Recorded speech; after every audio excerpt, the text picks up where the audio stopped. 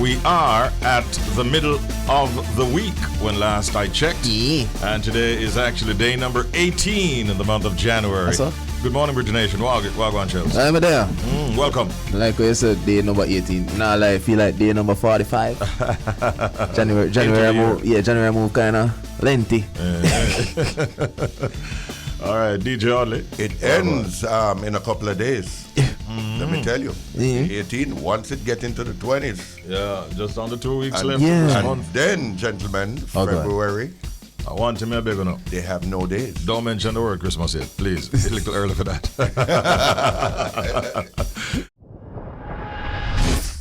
And it's time for us to go over to WTF.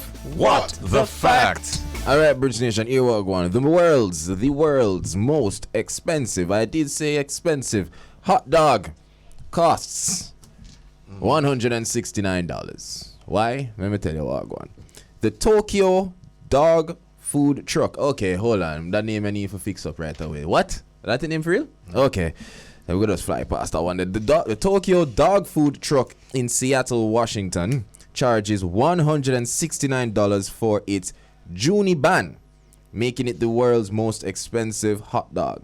The hot dog includes smoked cheese bratwursts, butter teriyaki, grilled onions, maitake mushrooms, wagyu beef, foie gras, shaved black truffles, caviar, and Japanese mayonnaise, all on a brioche bun. Oh, that's it? That's it on the screen? That's it there? $400? $69? $169? No. Boy, I mean the caviar. The amount of stuff in it, I'm wondering if my stomach would be able to survive. So let me have to go find the world's most expensive toilet. Yeah. Is that the sound, right? They go, almost tempted to say they go hand in hand. That's the sound, right? Well, The caviar. the taste. Some have, yeah, caviar deer. I know that. But I'm going to see what else. Right? $169. Don't left out the rest of the money. Yeah, I mean, okay. For shock value, I want to say it's close to $200 for that. Yeah, too close. You know, I mean, like Too close to. US we're talking, by the way, peeps. You know how much other things we could buy, with that currently at that exchange rate here. I can buy a dog food, a hot dog stand. Yeah. I don't know. Well, they made the news, Yeah. if that was their intent. Yeah, But I'm wondering what the customer base is like and how many, they actually sell, say, on a daily basis. The name now work for me. No, sir. The dog food truck. Nah. You'd have too much in it. No. You'd have too much in it. No, they need rebranding, that name. Yeah. All right. They must be, if they're listening, they're saying, can I start my business? Yeah, especially if people are buying it still. If people are buying it, Yeah. more power to you. All right. Yeah. That's it for WTF. What the Fact. Blvlk, yeah, give them out. Yeah. That's right. Here we go on Bridge Nation. Shaggy, the General Shaggy, announces a soca EP. We saw it coming. I think I saw it coming. Weeks after another General, Bounty Killer, warns of a dancehall decline. So what's happening is, a few weeks after Bounty Killer released a strong statement issuing a warning that dancehall music is in trouble and could be overtaken by soca, one of the biggest names in the genre, Shaggy, announced that he will be dropping a soca project. Without a doubt, Shaggy is one of the most versatile artists out of Jamaica currently, so you can expect the project will be well received. Shaggy made the announcement at a press conference on Tuesday to promote Kes, the band's Iswi Carnival concert.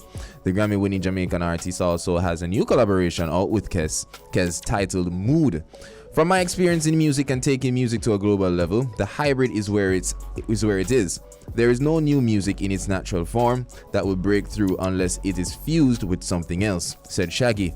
To me, having a track that is soca infused is definitely the recipe to break barriers and cross over.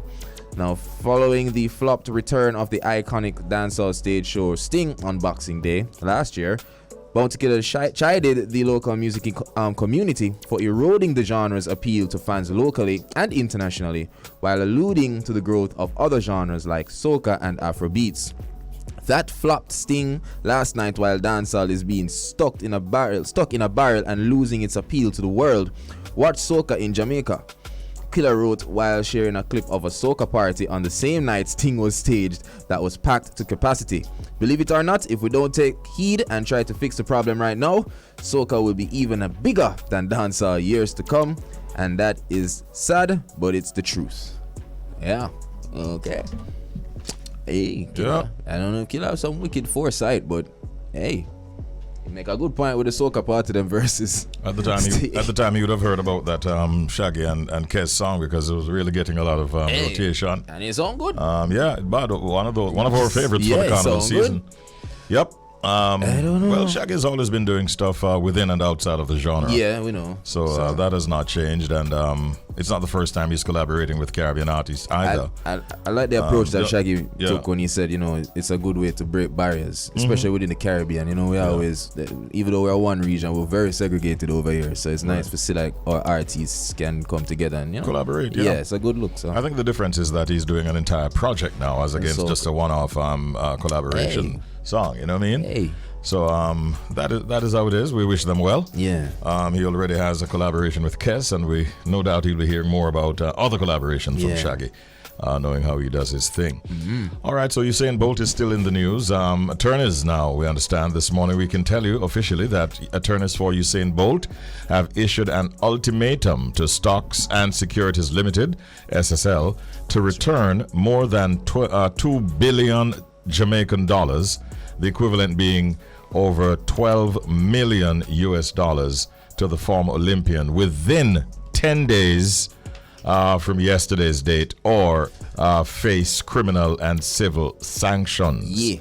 Reports of massive fraud at the investment firm have rocked Jamaica, as reports suggest that more than 30 people were defrauded of monies in their account, including Usain Bolt and a high-profile sitting member of parliament who has not yet been named, certainly not on the list that was provided in a statement by one of the persons believed to be involved in this fraud. Yeah. On Tuesday, a letter from the law offices of Frater, Ennis and Gordon outlined the exact sum that Bolt was missing, as it wrote to SSL to demand that the just over 12 million US dollars set up for his retirement be returned immediately.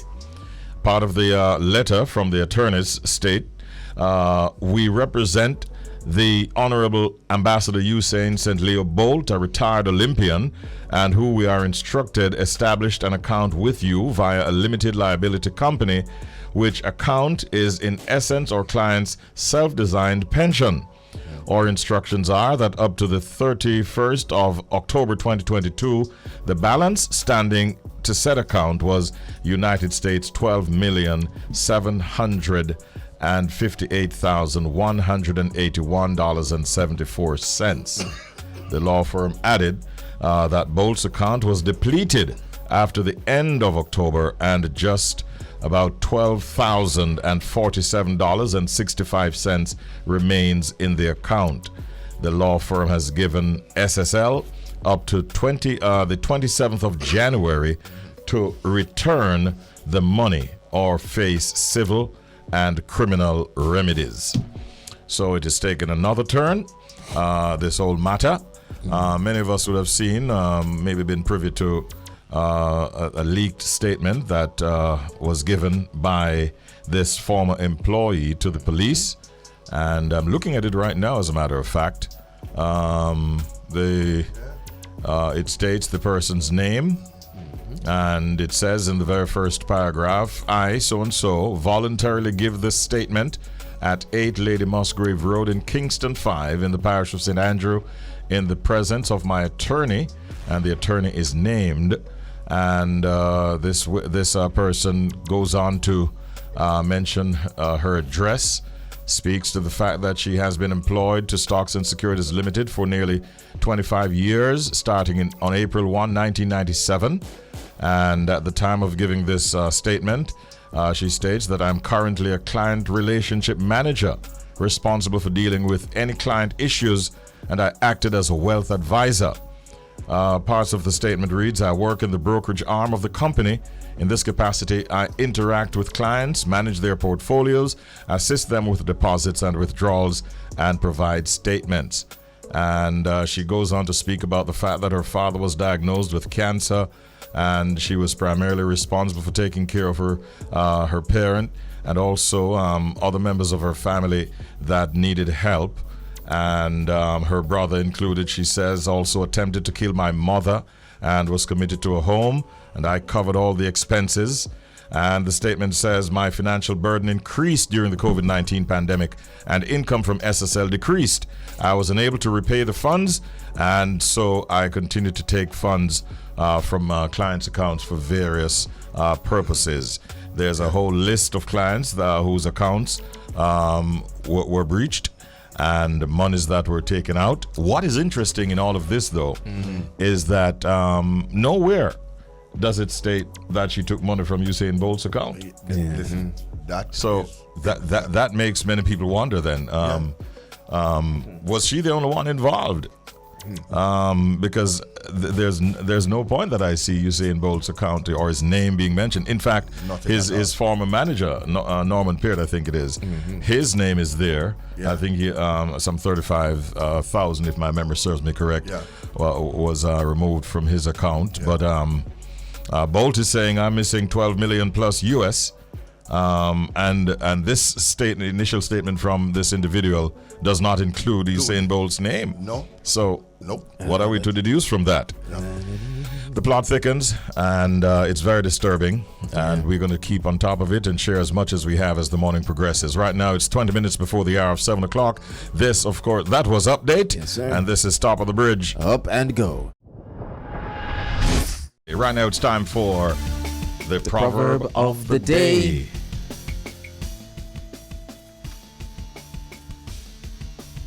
Independent drunk or fly high.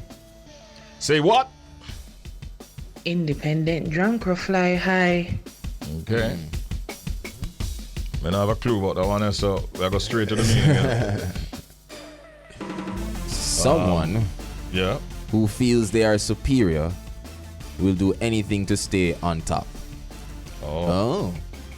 So that person would best be described as an independent jankro.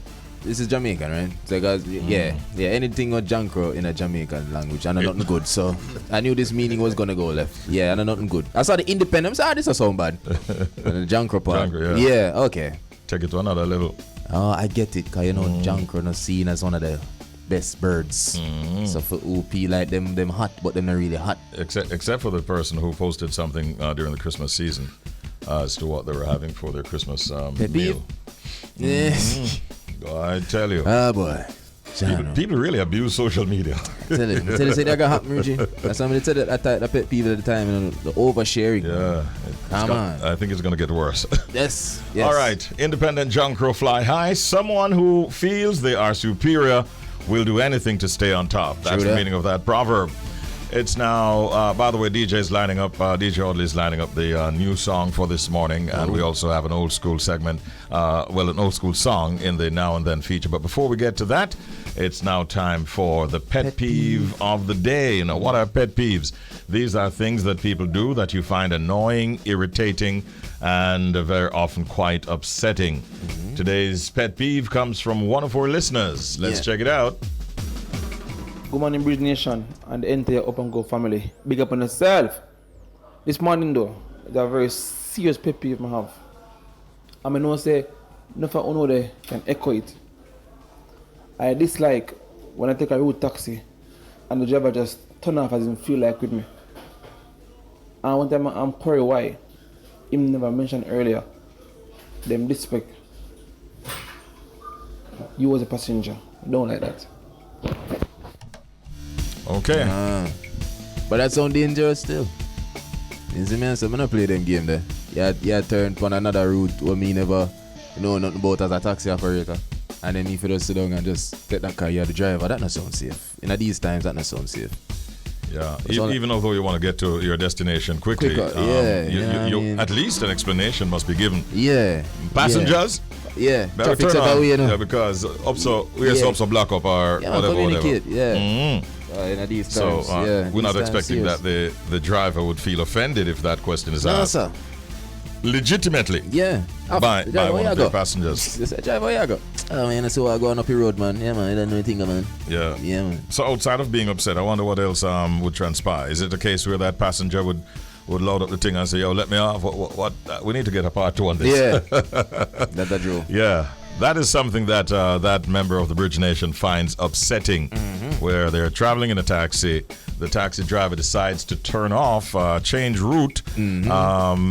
With no explanation. Very often, I suspect it is because they're trying to beat traffic. Yeah. But without an explanation, doing that without an explanation, that listener finds it quite annoying. Do you find that annoying as well?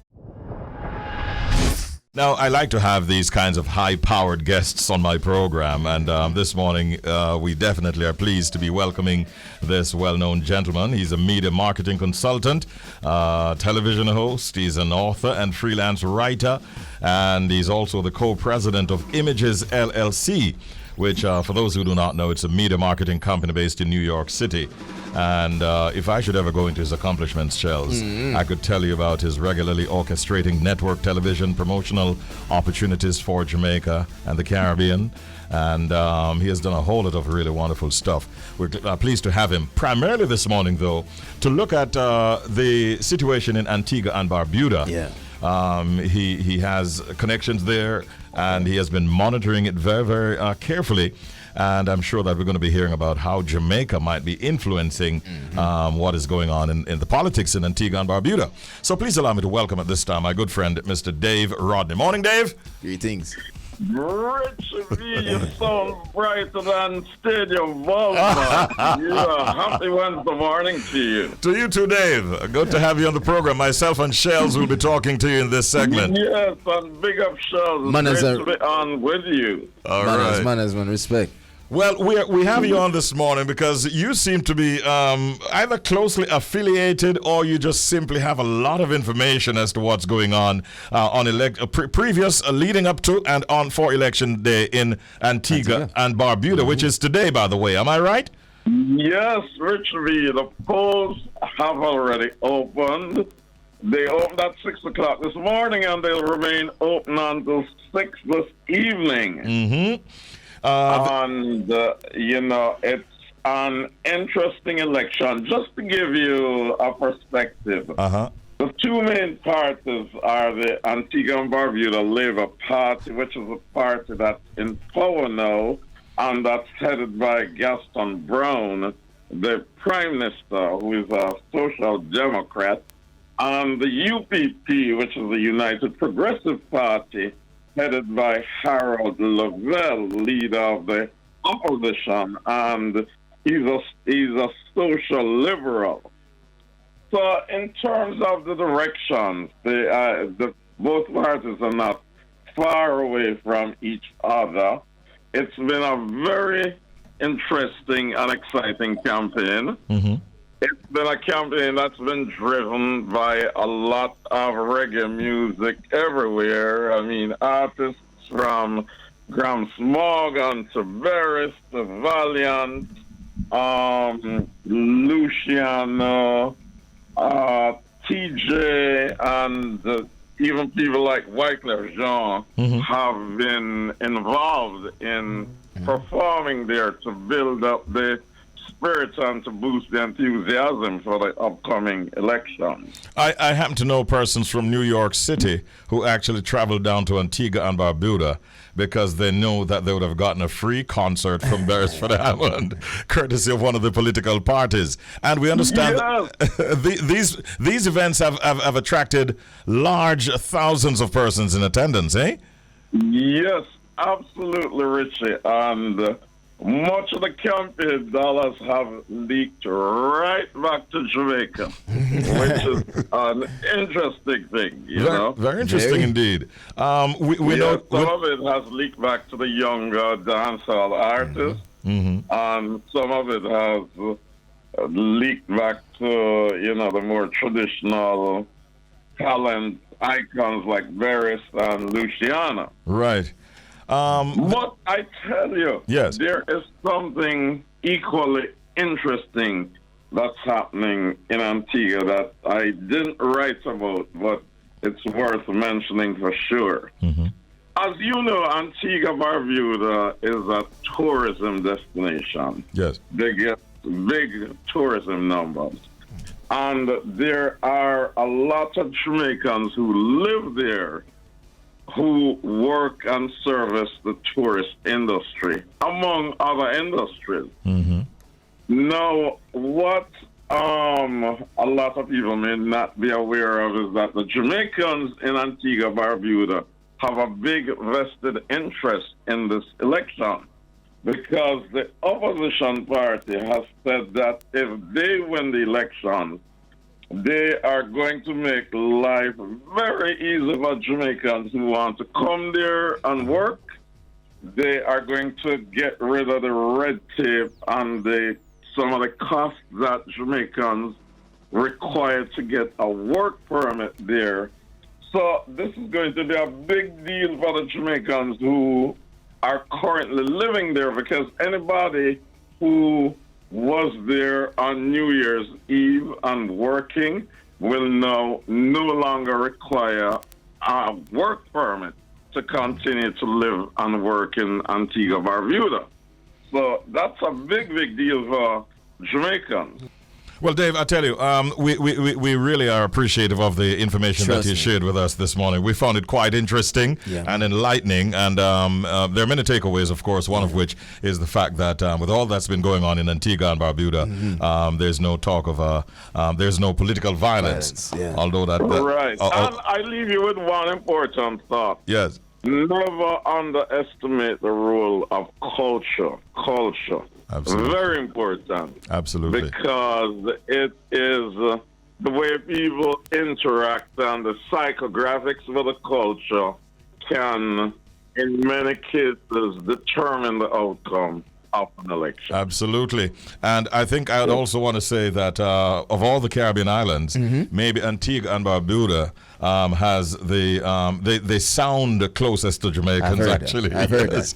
Yeah. Yes. Dave, we're not just the sound, but the spirit and the vibe mannerisms, and the energy. And which is why reggae music in the elections resonates as much as it's doing right now. Dave, it's been a pleasure. Thank you so very much, and we'll watch to see what the results are like. Guys. Have a good day. Big up, Richie B. Yeah, man. Great show. Thank you. Thanks a lot for all you guys do. All right. And it was a pleasure being here. All right, Dave. Thank you so much. Have a good day. Yeah, thanks. Dave Rodney, ladies and gentlemen, giving us some really, really wonderful perspectives on what's happening over there on Election Day in Antigua and Barbuda.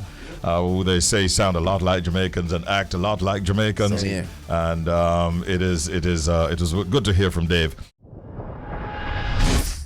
a man who has been around for quite some time, giving us some great music.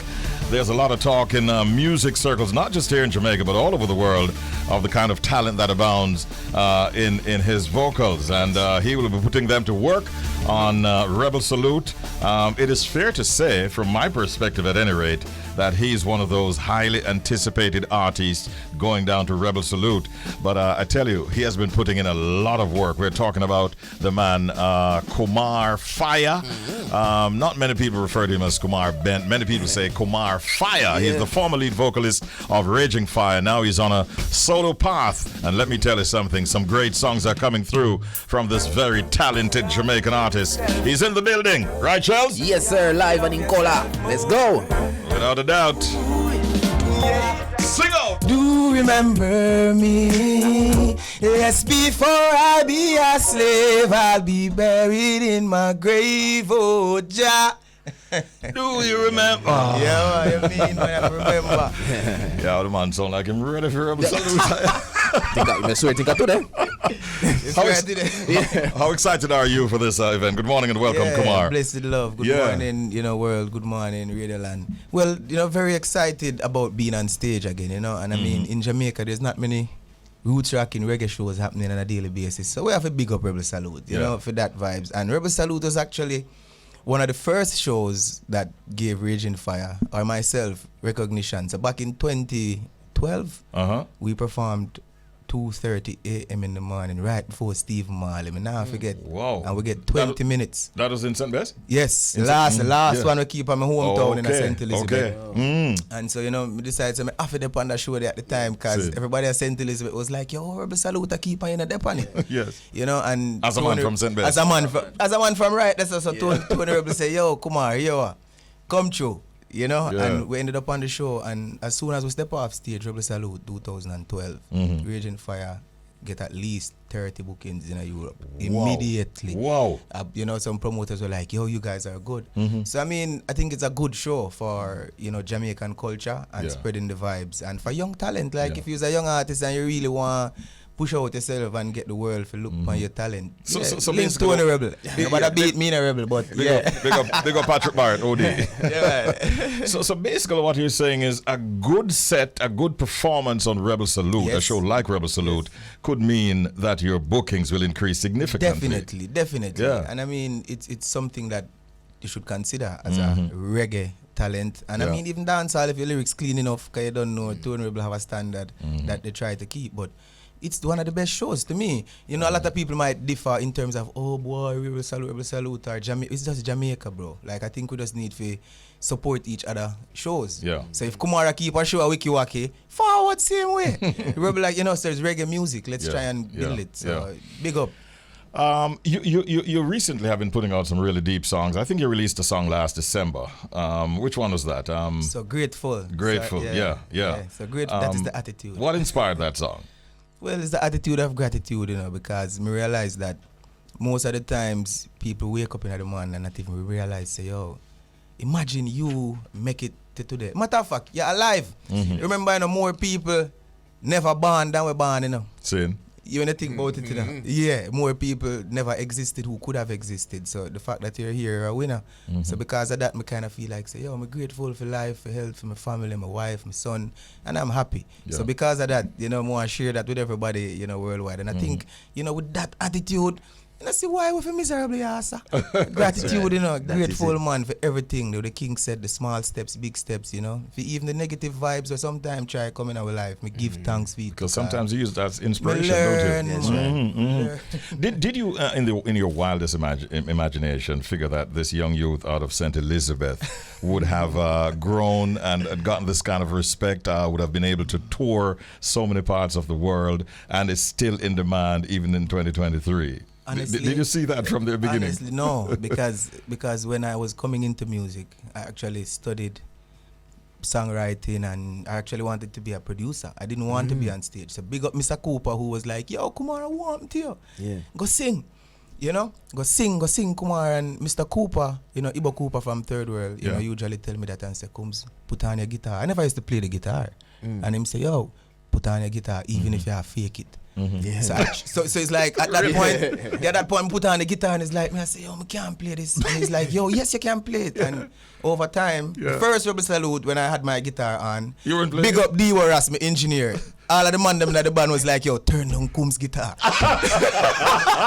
Because, they must have turn it down. And I think... But at that time, you were able to play? At that time, I couldn't play really. But just, I check it. And it's like, that led me to, one Virgin messaged me from Europe immediately after the show. And he's like, yo, my lord, I love seeing you with that guitar. It look good. Yeah. And I was like, yo, I need to learn to play this. So after 2 years, low, them turned me down at the monitors.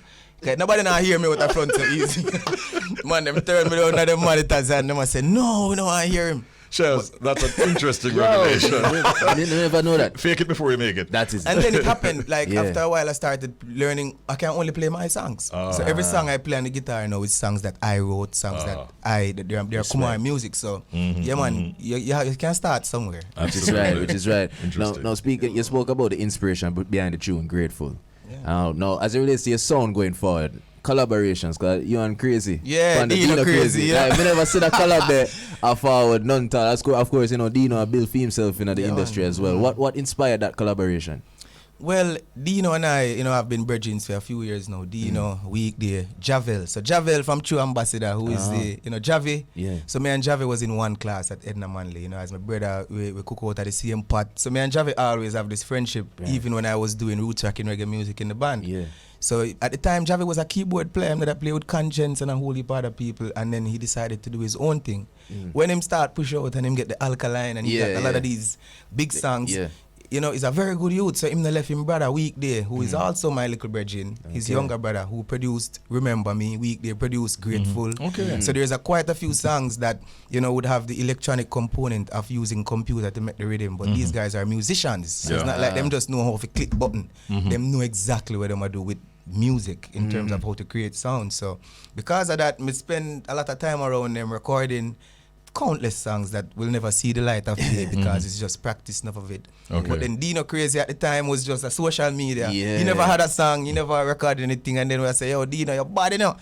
Because he's creative. Yeah. So I saw that, and then he has a huge following. And because of that, me I say, yo, Dino, grateful, because remember where I come from, zero. Like, we're all coming from nowhere. These kids are from Linstead, them coming to Kingston, and really and truly, if you listen to them story, you will see exactly where I say, like, they really came from nowhere to being, nothing to superstars something, traveling the world. So we're grateful for all of that, and I mean, I really wish them all the best. What them are doing in their music. Big up yourself, and Dino. yeah, man. She's right. All right, if you just joined us, we're talking here with Kumar Fyah, and some people know him as Kumar Bent. I want to ask a question, but I want to play the song Judgment Day. You have a line up, DJ Audley? I want to play the song Judgment Day, and then I'm going to ask a question. I hope you're comfortable answering it, because this was one of the songs that definitely brought you a lot of attention at the time when you were a lead vocalist with Raging Fire. And this is a monster hit from your catalog. It goes something like this. Hey, Kumar, you can still take them notes, yeah? Make we hear it. On Judgment Day, I'll be playing music for the rebels. It's still there. Yeah, give it forward, Shelz. Pull up this song, no, So I want to know. I mean, this was a part of the Raging Fire group. Do you still perform these songs when you're performing as a solo act? 150%. Yeah. Yes, because I mean, we can't escape the song. I have about I would say 1,000 dub plates for Judgment Day in at the time over the last 8 years. What? Yeah, man. Me sing that song. I've rehearsed this song at least 3,000 times. I've performed this song on stage at least 2,000, probably. Yeah. So when I look at the numbers of how many times I've done this song, is like me can't escape it. So everywhere people don't call me Kumar. So Judgment Day, what go on? So it's like, so sometimes we get that, going out there. But it's a very important song, and I was blessed. I'm very grateful, to the Most High if it allow me if it be the person who actually bring the song. Cause Kimani Mali, big up Kimani. Kimani linked me one time and him say, yo, boy, if Daddy was alive, me know him would have want that song. Yeah. Wow. And that made me feel really good knowing that I was a part of this process to bring this to the world. So big up every time. Judgment Day, Being a solo artist gives you a lot more freedom in terms of creatively doing what you want to do best. How has it been working out for you? Well, none of this confusing because more time I work with some people and it's like the ideas clash based on the fact that some people just want to make a rhythm. They're like, yo, check this rhythm, put a song on it. Yo, the next hit. But I don't work like that. Like for me, I try my best to feel something. So if I can't feel it, boy, I go rough my ear and I bring the rhythm comes because I have to have some form of connection to the vibes when I try put out. The worst thing is for the on stage I sing something where you're not comfortable with it. That is right. That is right. So I mean I try to be comfortable with everything I do, and then God do the rest. I mean I stress myself over how difficult I think the career can be, because you can't just have a big plan. You have to have small steps towards getting somewhere. And the small step, them more time look impossible. Sometimes the small step, them look like, boy, how long may I go do this? But the moment you decide, say, yo, you're done, that's when everything is going to start happening. The devil show up himself when things are going to break through. So, and I mean, I've seen that in last year, just as a lot of things have started to happen for me again.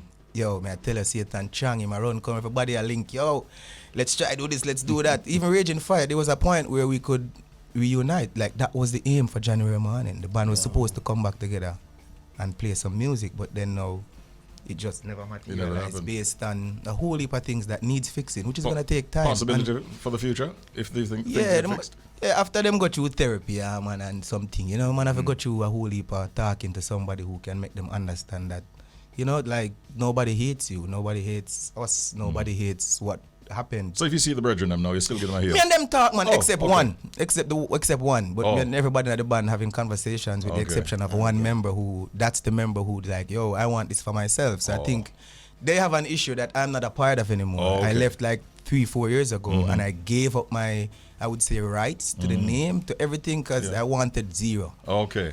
Because the first start. Yeah, me need my brain for myself and my wife and my youth. So I tried that and Interesting. now it's working, yeah. Yeah, man.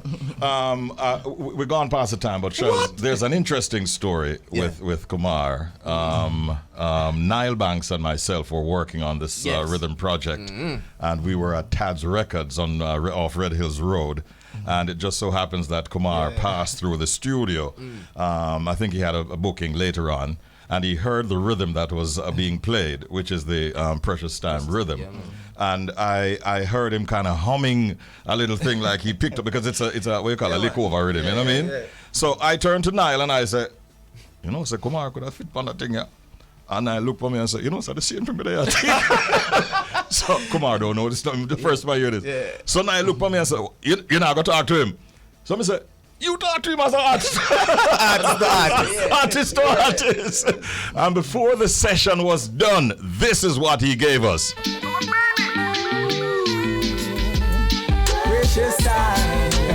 Precious Time is what it's called. So powerful is the song. Yeah. Now the rhythm was named after that line from that song. Big ups right. to the Heptones, Studio One family.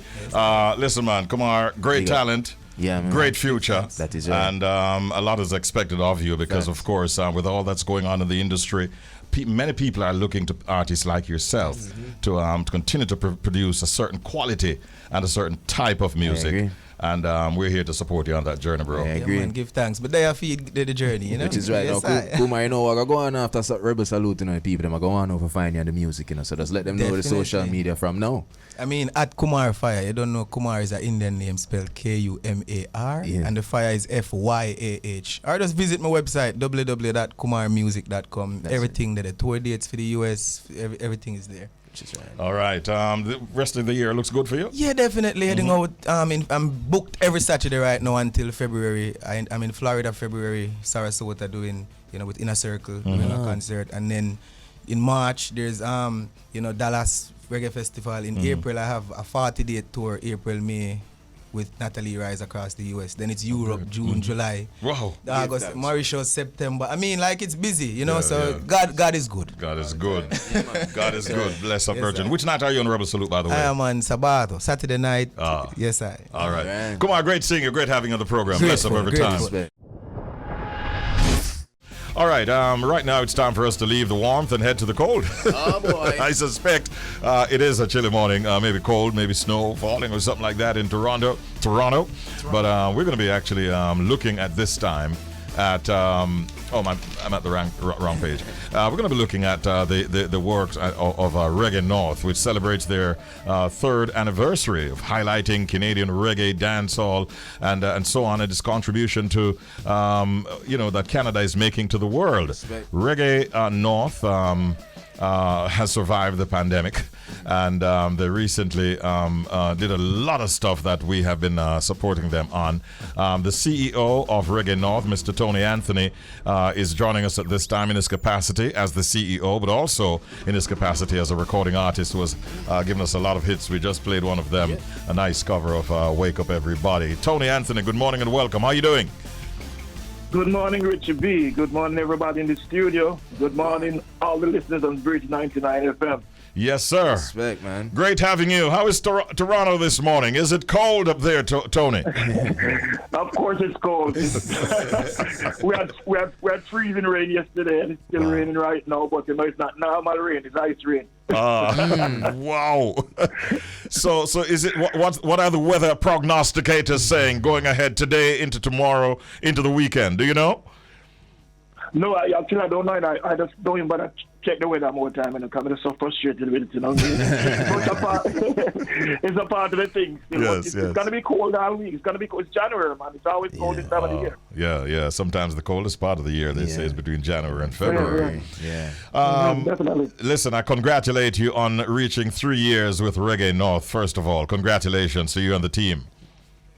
Thank you so much, man. Thank you so much. It's been 3 years of hard work, but necessary work. You know what I mean? Necessary work. Tell us a little bit about that.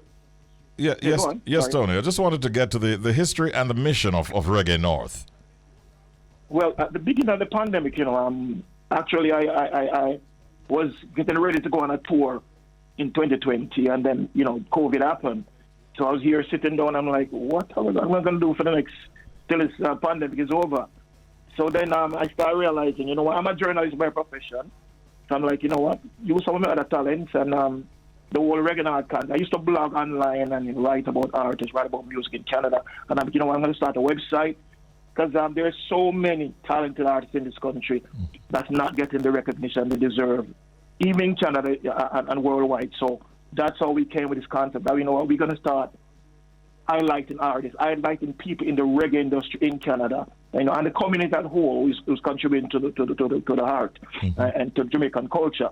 So that's how the whole thing came into being.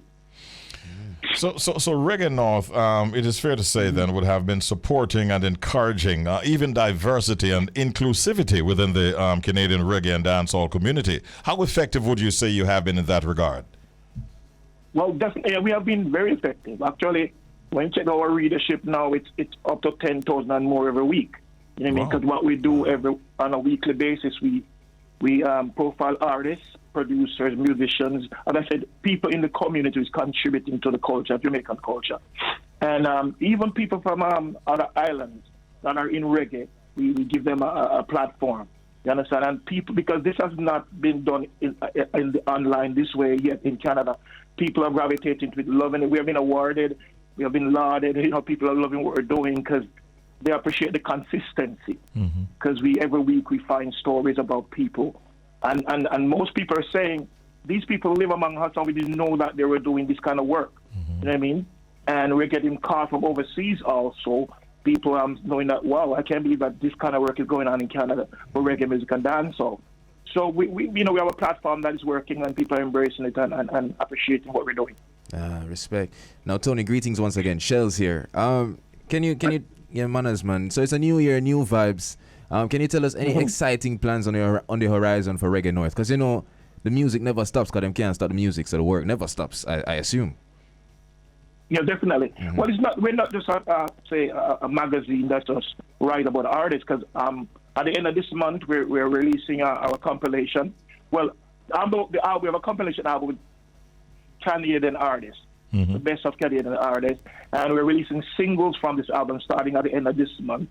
And in April, we're going to actually release the album. We have several other projects on the pipeline that we're working on right now. And, it's an exciting time. You know what I mean? Because people, as I say, people are embracing what we're doing and people are finally having an outlet to let the world know what we're doing here in Canada. And we have great things coming up. And I might not be saying particular things right now because I don't really want to let the cat out of the bag. But we have so much things lined up for 2023. Nice. Would you say that since the inception of this magazine, news portal, that it has helped the Canadian-based reggae artists to even get greater traction and recognition within the Canadian space?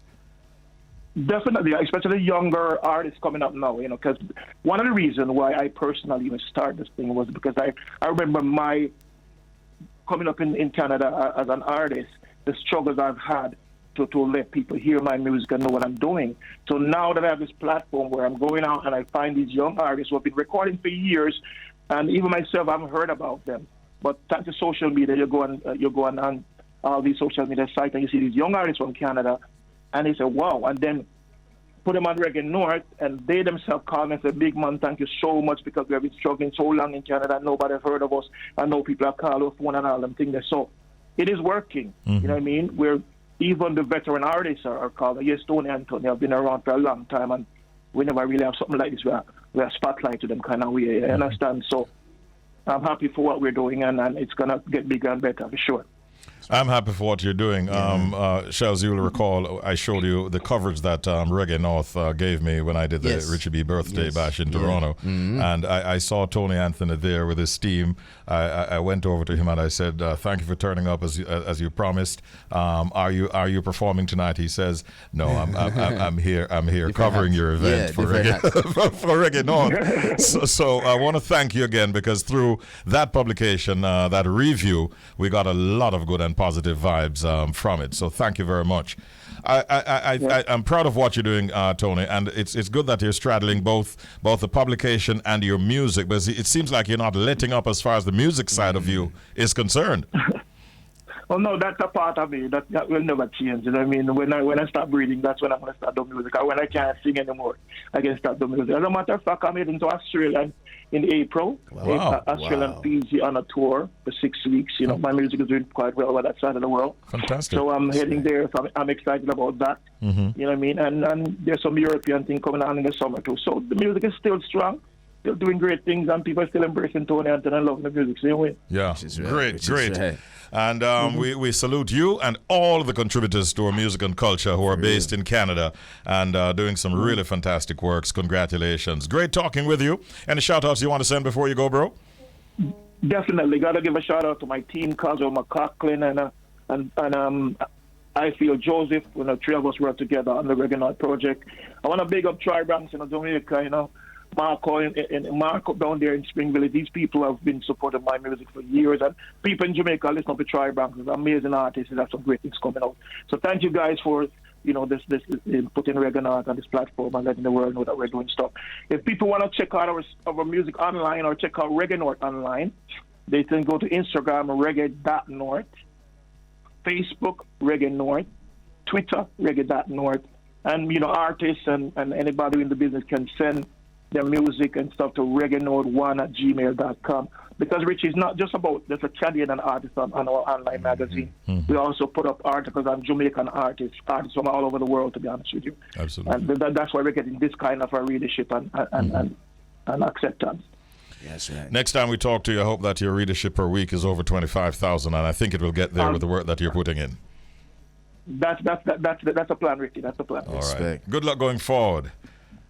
Thank you, brother. I'm going to play your song now today. I'm going to change the world from Tony Anthony, as we wish him well, and all the team over there at Reggae North, based in Toronto, Canada.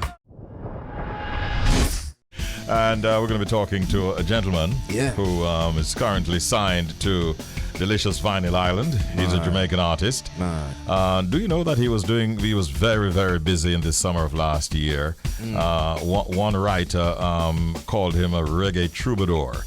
Because he was all over the United States of America, from Wynwood in Florida to Los Angeles, even up to San Francisco in California.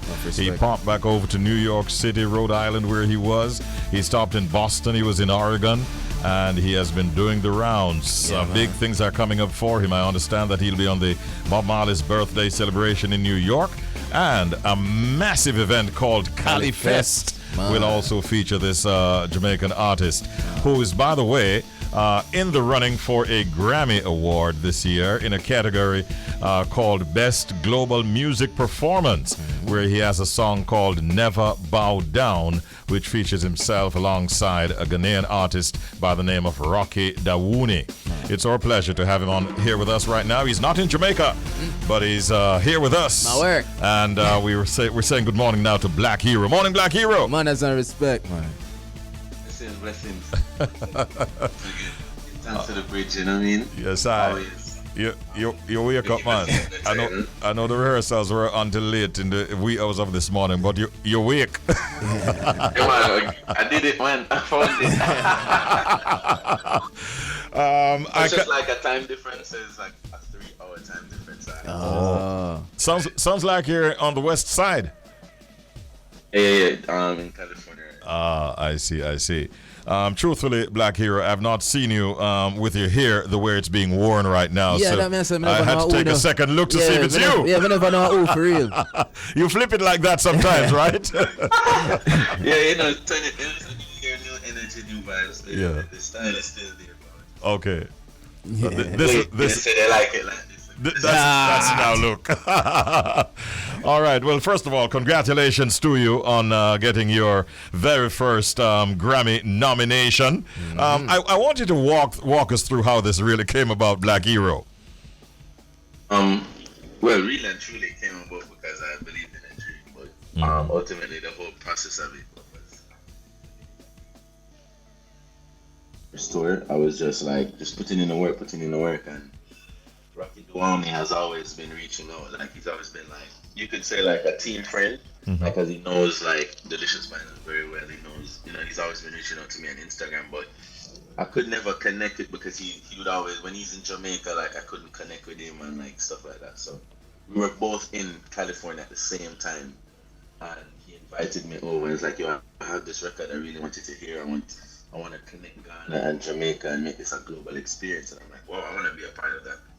I went to the studio session and man, I didn't even think anything of it.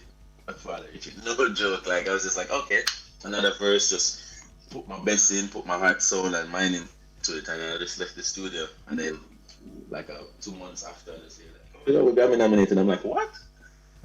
So I'm still shocked. You know what I mean? My phone just blew up. My mom was crying. My dad was like, yo, my boss calling me and all these things. I'm like, okay, I guess this is happening. Like I literally just like somebody woke me up out of my bed, like calling my camera, like, yo, you just get nominated. I'm like, oh, stop lying, bro. Like, there's no way this is true. Yeah. Were you even aware of that category, the best global music performance category? Before, like, the nomination. Yes. The consideration, where, all right, you're being considered of being nominated. So I'm like, I knew of the category then, but I was like, you hear the caliber of names. Not to say that our song wasn't on that level, but you just wasn't expecting to be a part of a Burna Boy category or anything. So, or with Matt B and other people. Like, they're just global stars. So you're like, yo, okay, what does this mean? This means like I've already won. That's really good. We don't know a lot about the artist Rocky Dawuni, but I suspect he's quite a popular Ghanaian artist, right? I was definitely educated about him after the process. He's like basically Ghana's Bob Marley. Like he's their first nominated artist. He's their legend. Like everybody like Stone Boy and like Shatta Wale and them come from Ghana. They're like the younger like veterans right now, but everybody like I was shocked. I'm not even like this whole experience has been a shocking thing for me because I was like, okay, Rocky's a good artist, all that, but the magnitude of him. His brother is even a prince or something. Tribe. Like there's so much things that surround him, and he's a humanitarian and a philanthropist, and it's just like he's just like their legend, And the youth of Ghana let me know that they really appreciate that. Yo, Rocky. Yo, He3ro, do me a favor there, cause you kinda in and out on the talker phone. I don't know if you can move closer to it or your phone have a little isolation thing on the talker phone. Cause you kinda in and out audio wise. Let me see if I can fix it. If you just joined us, by the way, we're talking with Blvlk He3ro. He's a Jamaican, of course, that is quite happy to be nominated for a Grammy. Grammy night is coming up Quite soon. happy. Yeah. Quite happy. Yes, and we're hearing him much louder now, man, too. that is it, man. We're about to ask you, really, how has this nomination impacted your visibility and general recognition in the reggae space? Man, I don't even know how to explain it. Like, my virgin Wayne J, his father would always tell me like, yo, when they are busting, your phone can't keep charge. The people will call you. So I always imagine it one day like, oh, I drop a song and then, oh my God, everything go crazy. But the day of that nomination, I was given everything I ever wanted. Like every artist's dream is to be heard, to be loved, to be even mentioned by his country, like that's what we do this for. Like my blood is Jamaican, like I'm a patriot. Everything I do is like for what I represent. So to see the Prime Minister, ministers, artists, nurses, doctors, teachers, police commissioners, everybody's just calling like, yo, congratulations, you deserve this. Like, Respect. That's an overwhelming feeling that nothing else can give me, isn't it? Like, it was just an amazing week. You know what I mean? And it gave me more presence for sure. Like, more people started to help who wasn't aware of me before, but probably heard a song. I didn't even know anything. I thought I was like, yo, where have you been this whole time? I'm just discovering the music. Like, how can I help? So it really has moved the ball a lot, like significantly. Like, you know, the shows, everything, they're just like, oh, wow, Grammy nominated, you know, everything. Yesterday's price, today's price, all these things, everything changed. That is right. No, He3ro. First time I ever heard your name, man, I said, yo, you know, the brother in bold for take on the name Blvlk He3ro. But when I heard the music and heard the message, it's nice to see that you're following through with that, man. Because I see yourself, I don't know if you see yourself as this, but like as an ambassador for the music, especially for the younger generation in reggae. So I have to applaud you on your work so far. But so that leads me to my question. Where do you see the future of the music, whether it be reggae and dancehall, both locally and internationally, and how do you see yourself playing a part in that? All right, so good question, because I've just been sitting down for like months over here, like watching what's happening and seeing the world. Yeah. Like, I really believe that for this thing to really take shape how we're seeing it, even though the world sees us as one, which is reggae, I think internally we have to present reggae and dancehall together. Like, both of them have to be strong. Like, we can't just be breaking 40 dancehall artists and, you know, one reggae artist every 10 years. We have to make sure that both sides are balanced, because you can feel it out there in the world. So I think the future of music is reggae and dancehall just really coming together like never before. Like, more collabs from the genre, more that will help the writing, because you're seeing what I'm doing, you're seeing what I'm contributing. I see more camps, and with that, the music will start to like see the definite change that we're seeing happening, but we don't fully embrace it yet, or we don't know what to call it, or we don't like what this is, or we don't like that. Like, everything is gonna change with more collaboration. So I see the music heading to more collaborative space. Like, we're gonna see more Shaggy Spice and Sean Paul. We're gonna see more Protege and Popcorn and collab. We're gonna see more, you know, Skilly Bang and Blvlk He3ro. You just go, that's the future, like, literally, because that's what the industry I'm seeing is doing. Like, everybody's collaborating. The year just started Drake and Popcorn drop a song. You know what I mean? The year just started and 3 other artists drop a song. Like, so that's the future of the space. And the next thing I noticed is like, we have to step up back with the performances. Isn't it? That's always been our thing. So that's the only part of it we have to like be steadfast on. Like, we have to start teaching kids the craft. What made Bounty Killer, the show business, what made Beanie Man, what made Shabba. Like, this is a craft that can be taught. So the part that I'm trying to play in all of that is, all right, just to give a small example, not to take up too much time, but before I left, I was constantly telling the young conscious reggae artists, you know, them put me in a box there. Like, yo, I could come, I could go up on the road, I could just do something different. Like, I'm tired for the Bob Marley Museum 5 times. I'm tired for, like, yo, we're doing the same thing as like a cycle, like the whole world change. Nobody never really took me as serious. So what I did is I just did it myself. Like, I just took that risk. I was just like, yo, the comfortability of being known in Jamaica and know that we can get a few Europe show and that. I was like, no, I need to expand. And since I've done that, after like 6 months, every artist start call. Every artist start wanting to just, yo, I need to just go on the road, like probably take this risk and this first show here, but it's gonna lead to something greater. Like, everybody calling now asking, like, how do I put this together? Like, how do I get a tour package? Like, because I want to be a touring artist, you know what I mean? I want to do what I've dreamed. So just in that way, just showing them that it's possible. Showing them that it's possible to also not be in Jamaica for extended time, and you don't have to be a sellout. You don't have to compromise yourself. You don't have to, we can't let me hear down, but that's all that really changes, isn't it? So that's my purpose, to just be an example, literally. Like, there's nothing else I can do. Respect. It's interesting that you mentioned the whole spirit of collaboration and the collaborative spirit going forward. It brings me to what is happening even now with like a song like Gimme, which was done by Coffee, Sam Smith and Jesse Reyes, which in itself some people seem to be finding a problem with. We have been playing the song. I wonder, as an artist yourself, Blvlk He3ro, what do you look at for that collaboration? Is it that you check into the artist's background? Is it the song or the artist? Is it their orientation? What makes you determine? Is it the genre that they're from and the exposure that you'll gain? What are some of the things that you would look at if you were called to do any such collaboration with an international act? It's really just all about the art. Like, I'm just being real honest here. Like, the Jamaica that we're used to and the mindset, my generation just grew up a little bit different. Like, we don't have certain things like one time. Like, yeah, we have our core values, but we don't really look at certain things as a key factor as to making good music, isn't it?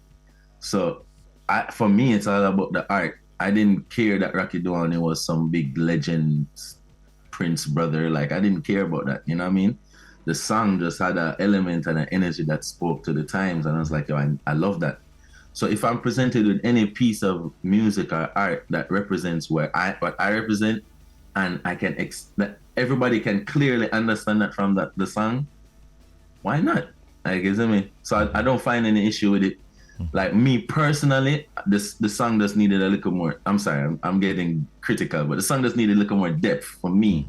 Okay. Like, you know, just a little bit more, like more. The songwriting could have expanded a little more, but the song is a song. Like, people love it, people don't like it. That's art. Like, everybody's supposed to have something for say once you release art.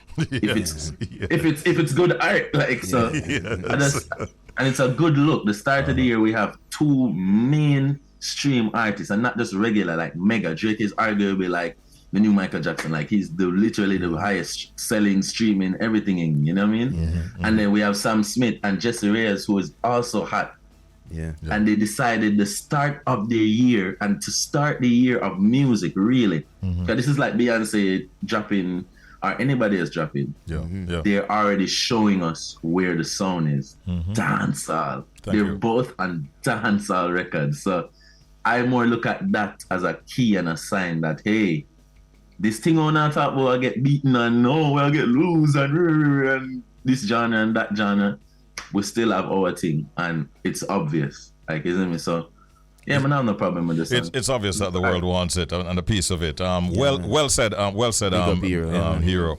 What else are you working on, and what does the future look like beyond the Grammy, which we're hoping that you'll be successful in? Fingers crossed. Fingers crossed. But as I said, I've already, like, this is like icing on the cake. So, like, for me, I'm just operating like normal. It's just back to work. I've been really locked in, focused on just creating a good body of music, you know what I mean? Like, I think everybody is like pressuring me into it now. Like, this is the first time I've ever heard people like, oh, everything is going good. Like, you working on the album? So I'm just locked in on that right now. Just locked in on putting out the best representation of music and the best I can do. And definitely the SOB show, and just a full year of touring. Like, again, like, I'm not like anywhere I'm being called to do reggae and dancehall. That's my mission right now. That's really what the hero in my name stands for. Is like to just be the thing I want to see. Like, I've always wanted to just see somebody, like, you know, we look up to what icons or what idols, and sometimes it don't match with the music. Like, I'm literally like myself, and I want to execute myself the right way. And that's just the future for me, yo. Just as much shows, as much, because the thing, you know, if we don't keep putting proper product in the market, even if it's just one or a few that we can just call when, you know, it look like things are going a little, you know, it tends to put this thing in everyone's mind, like this thing is dying, or the thing that we love, or the thing that we put our heart, mind, and soul into is just fading away because of a few lyrics, you know. And it's not the case. It's just that we just really need to present proper products, more coffees, more Lila Ikes, more Eros, more Chronixes, more popcorns. All of these are products. These are, like, when people look at, okay, the business of Jamaica, we have the coconut water, and we have the herb, and we have this and that, but the music is literally what they see and hear every day. So if they're focused on that, they're gonna be like, oh, based on the products, Jamaica is hot right now. We're lit. Let's invest. Let's put energy. Yeah. But if they just keep seeing the same recycled setup, like it's literally like right now, when I look into Jamaica, it's one product. And everybody literally recycles the one product. The same lyrics, the same production, the same everything. So it just makes it seem like, yo, we're not moving, but we are. You know what I mean? So I say all that to say, yeah, that's my mission, that's my purpose, just to add a different eyes on the board and just be like, yo, hey, there's a set of artists like me to doing this, you know what I mean? Listen, man, you're up against people like Burna Boy, Matt B and Eddie Kenzo, Rouge Aftab and Shankar. Shankar is big. Yeah, I understand that. Zikode is also in there, and you're with, of course, Rocky Dawuni with the song "Never Bow Down." I don't care what nobody wants to say. As big as they are you a support here, sir. Your time, your time.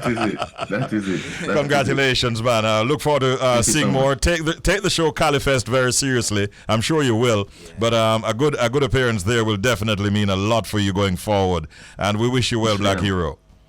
Thank you so much for having me, and to the whole Bridge team. Thanks for calling me and making sure I wake up. Big up yourself, Joe.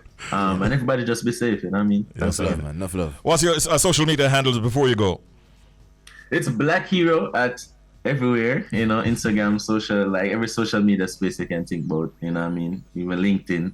And it's Blvk and He3ro with a 3, you know what I mean? Yeah, all right. Take care. One love. All the best. That's right. All right, big up. Yeah.